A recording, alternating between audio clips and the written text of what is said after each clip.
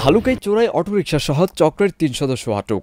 ময়মনসিংহ প্রতিনিধি জাহাঙ্গীর আলমের পাঠানো তথ্য ও ভিডিও চিত্রে থাকছে নিউজ ডেস্কে বিস্তারিত। ময়মনসিংহের ভালুকায় ৪টি চোরাই অটোরিকশা উদ্ধার সহ চোর চক্রের ৩ সদস্যকে গ্রেফতার করেছে ভালুকা মডেল থানা পুলিশ।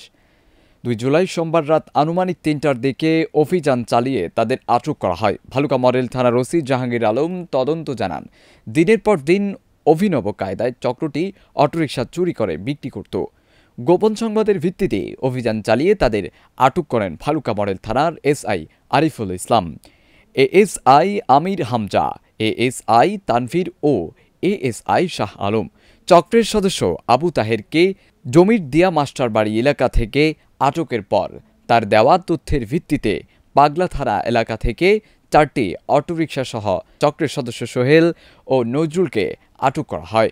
সকল আইনি প্রক্রিয়া সম্পূর্ণ করে গ্রেফতারকৃত আসামিদেরকে বিজ্ঞ আদালতে পাঠানো হবে। দুজনকে আটক করছে। আমরা এই সংক্রান্তে নিয়মিত মামলা রুজু করেছি, আসামিদেরকে বিজ্ঞ আদালতে প্রেরণ করা হচ্ছে। ধন্যবাদ।